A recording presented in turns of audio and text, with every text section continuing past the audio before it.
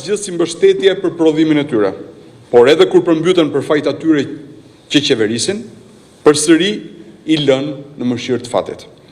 Në këtë qeverisje, fermeri shqiptar është i përbuzur, i lën më një anë si qytetari më i fundit dhe më i parëndësishmi.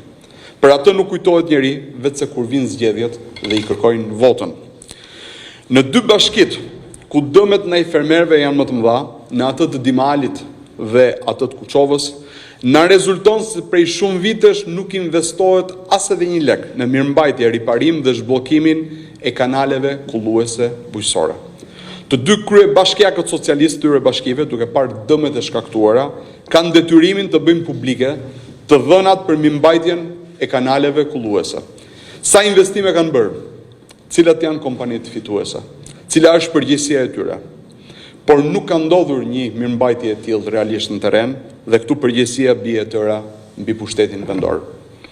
Ashtu si edhe në Bashkinë Berat është përgjegjëse për përmbytjen dhe dëmtimet e bizneseve dhe parkimit në qendër të qytetit, sepse projektimi dhe zgjidhja inxhinierike është bërë gabim aty Buzlumit Osum. Për këtë arsye, i kërkoj ministrit të bujqësisë dhe pushtetarëve vendor të përllogarisin sa më parë dëmin e shkaktuar çdo fermeri dhe çdo biznesi të qarkut Berat dhe gjithë Shqipërisë. Si dhe i kërkoj në të njëjtën kohë ministrit të financave të alokoj fondin për dëmshpërblimin 100% të çdo dëmi të krijuar. Parat janë.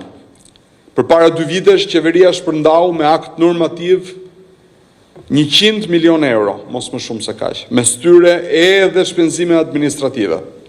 Këto para janë të domosdoshme për të ndihmuar mijëra fermerë që kanë humbur kursimet e tyre dhe gjenden tashmë në vështirësi të mëdha ekonomike.